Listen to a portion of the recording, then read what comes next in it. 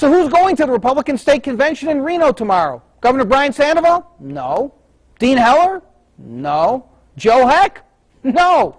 But Ron Paul will be on hand to greet the throngs of Paul's supporters expected to attempt to hijack the convention. Despite threats from the Republican National Committee not to seat Nevada's delegates in Tampa at the national convention should Paul prevail, the Paulites will not let their delegates go. Joining me to discuss all of this, Paul supporter and one-time congressional candidate Carl Bunce, who's the boss of the Paul campaign in Nevada, and Romney, Nevada co-chair and lieutenant governor of the state of Nevada, Brian Krolicki. Welcome, gentlemen. Hello, John. Thanks, John. All right, Mr. Bunce, this is a very simple question. Ron Paul finished third, a disappointing third. You and I have talked about this. Almost 3-to-1 loser to Mitt Romney, and yet still, you will not agree to that kind of a portion of the delegates. Why not? Well, there's no agreement to be made. We're a caucus state. What the process we're currently going through is a caucus. It takes delegates from the precinct to the county to the state. We worked as a campaign to educate delegates and voters on that process, and that it's coming to fruition tomorrow at the state convention. The delegates that show up at a convention set the tempo for the convention. If we happen to have a large percentage of delegates that support Congressman Paul for president, they will want to have their voice heard. It's just how a caucus state works. It's how conventions work. It's just how the game's played. But you're, okay, as the game's played, you're talking about process. What I'm asking is, most people who live in the real world, not in the world we're talking about now, say a guy lost by a 3-to-1 margin, he should have that number of delegates. Why doesn't that make sense? I don't know. Why would a campaign only play in the first inning of the game? They had an opportunity to identify their delegates, turn them out for the process so they could finish the game strongly. The Romney campaign in Nevada kind of closed up shop after the caucus, didn't identify their delegates, and have not turned them out to the convention. And is that our fault that our delegates are in higher apportionment than theirs? So, Mr. Lieutenant Governor, what Mr. Bunce is saying is true by the letter of the rules. They're not doing it. They're not violating the rules. They're playing by the rules that were set up. Did you close up shop? What were you doing? Absolutely not. We've been doing the things that we need to do, but from our standpoint, the discussion of the caucus here in Nevada, it's done. It was concluded, and as you said, it was almost a 3-to-1 margin. The business in front of the Republican convention tomorrow is to choose delegates and choose some of the leadership, choose some of the platform, and I applaud the Ron people. Dr. Paul has brought a lot of energy and enthusiastic supporters. We need that. This is about November. This isn't just about a presidential race, which again I think in large measure has been decided. It's about the other federal races here in Nevada. It's about the legislature, and I think those are things that we can agree on all day. Do you want to pat Mr. Bunce on the head too with that tone that you're taking toward these Ron Paul supporters? We're all in this together. We agree on far more things than we disagree. Our disagreement is on the presidential candidate. In my mind, that's been done. We have to look at a little bit of history here, though, Brian and John. In 2008, you were a national delegate, correct? Mm-hmm. I was a national delegate. You know the difference between us in 2008? What's the difference? I was elected. He was appointed. We had the leadership from the Nevada State Party close down the convention, just appoint a slate of delegates, because they wanted to stomp on what the grassroots was trying to achieve by supporting Congressman Paul. This time, in 2012, now we have, since we've worked hard for 4.5 years and taken over the leadership of the Republican Party, now the next level is coming down on us. The RNC is going to put a boot on our neck. Oh, I'm going to talk about that in just a second, but you brought up a very interesting point there. People don't know the history. The 2008 convention had to be shut down because there was such fear among the establishment that all you Ron Paul people were going to get to go to the national convention. But you said what we wanted to achieve. That's what I don't get, sir. Tell me, what are you trying to achieve here? So, Mitt Romney is going to be the nominee. Do you know that? So, what's he scared of? What's he scared of? A little competition. What are you trying to achieve is what I'm asking you. We're trying to influence the party. What we've done here in Nevada is influence the party. We've influxed a bunch of new voters, young voters, different people with different mindsets into the state party here. The party has grown within Clark County, within other counties. We were trying to grow the party, but it seems that every step of the way we try to do, there's always some kind of roadblock or dam put up. We don't want your type. We don't want your type.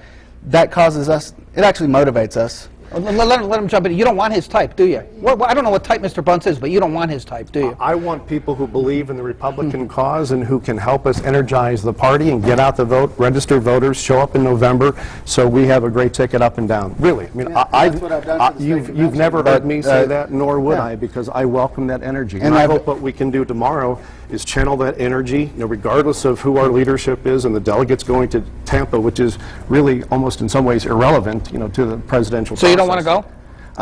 My family would love to make different plans in early August. So the RNC's written actually 2 letters in the last week that have essentially said the same thing. But let me read from the latest one from the Council of the RNC.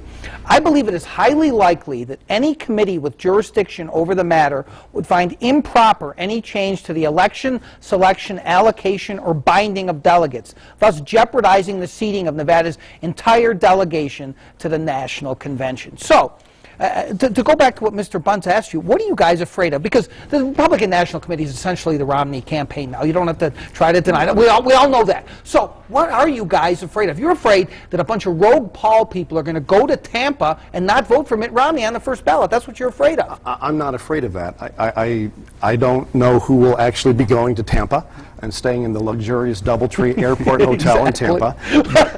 5 miles away. There you go. But there is no fear.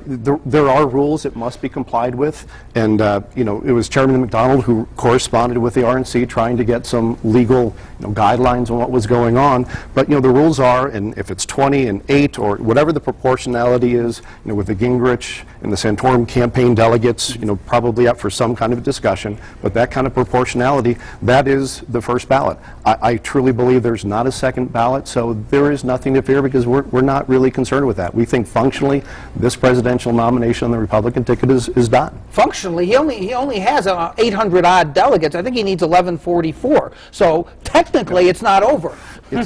Functionally, it's over. Officially, it'll be done in Tampa. And again, we're very comfortable with that. It should be 20 to 8. That makes sense by the proportions, right? That is the proportions of the presidential preference poll. And as a campaign, we followed the rules and we plan to abide by those rules.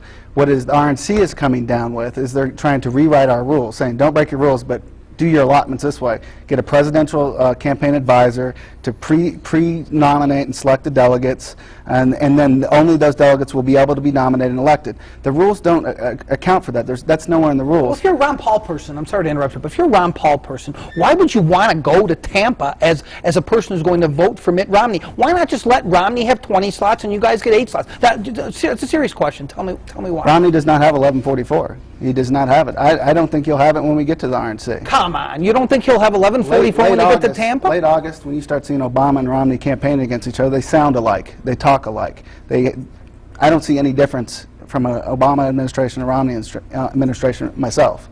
I'm going to chip in and get you some glasses. They appear completely different. It's night and day, and I'm excited about a Romney campaign. I think it's transformative, and I think it's exactly what this country needs in the Republican process, again, from a functional standpoint, with great respect to Dr. Paul and the people like Mr. Bunce here who've worked so hard.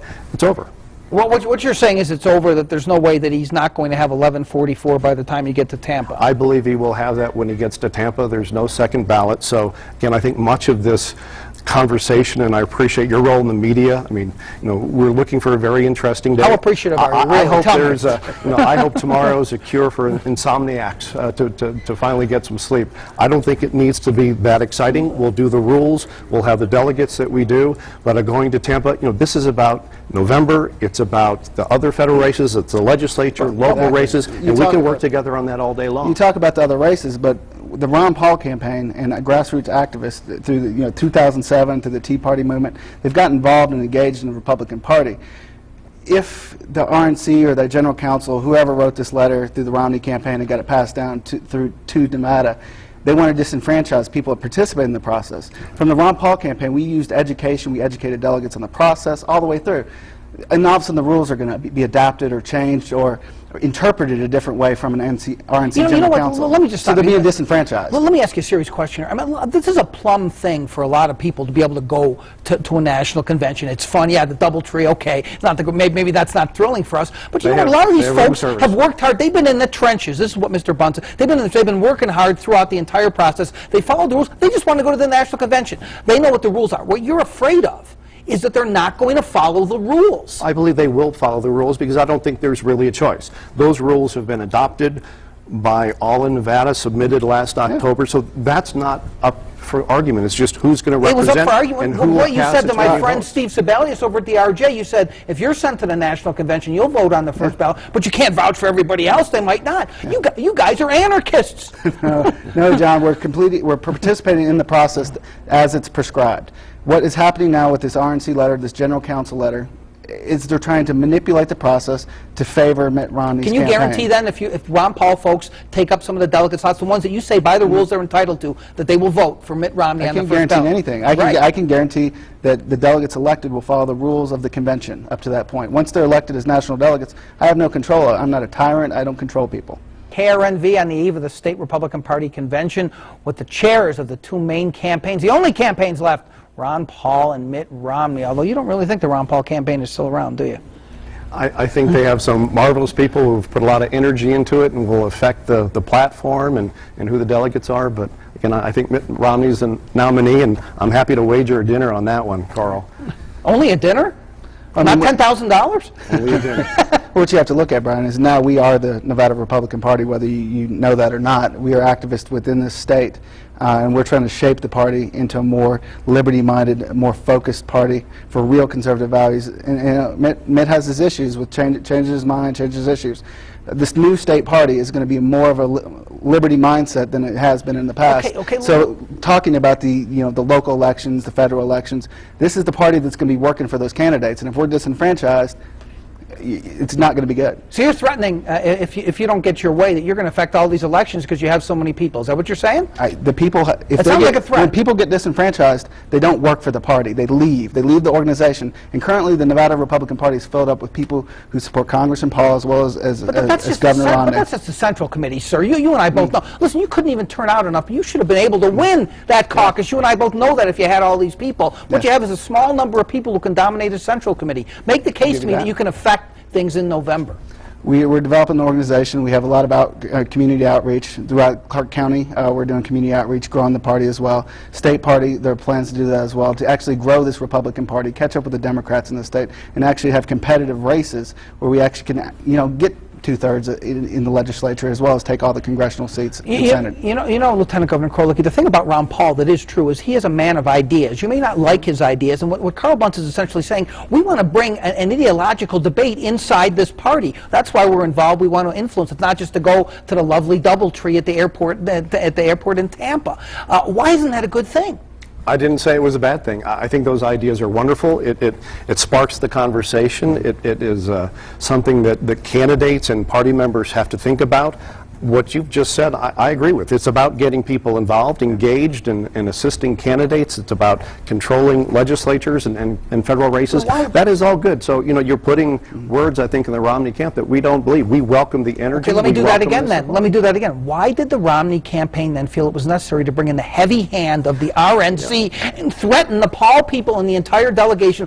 Why did you do that? I don't believe that's the case. I think Chairman McDonald, complete integration, Chairman McDonald asked for an opinion, and he got a letter that probably went greater than the question, but probably went greater than the question. That's a classic too. There were two letters. They had the same message. If you don't do what the Romney campaign wants you to do, we are not going to seat your delegation.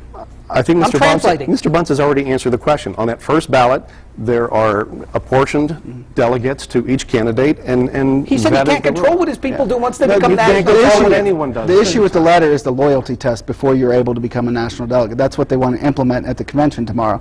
You have to prove your loyalty to a certain candidate by having a campaign advisor's going, yes, you support Mitt Romney, you are eligible to be a nominee. That goes against everything the grassroots has been trained and taught over the past 6 to 7 months. Do you want to elect a Republican president? Do you? I'd love to. Do you want to elect a Republican senator, Republican congressman in this state? Because you could affect that in a very detrimental way. I'm not the one attacking. I'm the one trying to grow the party. I'm the one trying to bring people to bear into the party. What seems to keep happening, as in 2008, we keep getting the heavy hand of the leadership, now from the RNC General Counsel. No, go away. You can't have your way. Well, let him answer. We have about 30 seconds left. But you are the leadership. You control many of those seats. And so, I think, again, is how I started this. I think we agree on far more than we disagree, and we will work together. So is this going to be all peace and love tomorrow? It's going to be over by noon, do you think? How come all your elected official friends aren't showing up? You're showing up, right? I'm showing up. Why is the governor and the senator, what are they afraid? Are they afraid of Mr. Bunce? He seems like a relatively reasonable individual to me. I can't speak for the governor or Dean Heller. They're busy men. I'm there, and we all need this party to function well, and we will work together to make that happen. Stick around, Lieutenant Governor Krolik. We'll talk about some other topics, China and the Olympics. Mr. Bunce, always a pleasure to see you. We'll see you at the convention tomorrow. Thanks for coming on.